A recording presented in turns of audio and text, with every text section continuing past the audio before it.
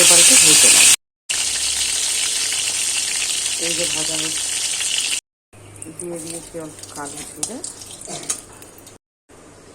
দিলাম আলু বেগুন আর কেটে রাখা সবজি,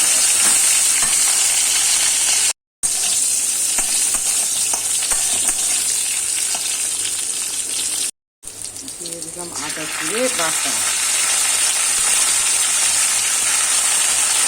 দিয়ে দিয়েছি কয়েক টুকরো টমেটো।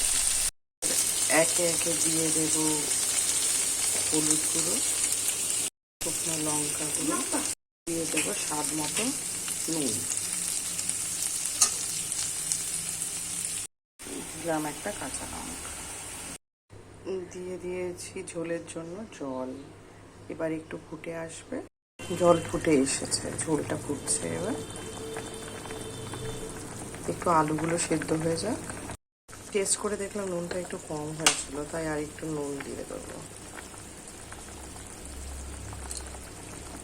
এবার দিয়ে দিয়েছি মাছগুলো, একটু সেদ্ধ হোক, নুন মশলাটা একটু মাছের মধ্যে ঢুকুক, তাহলে টেস্টটা আরও ভালো লাগবে। শোল মাছের কারি, সজনে বেগুন আলু দিয়ে ঝোল।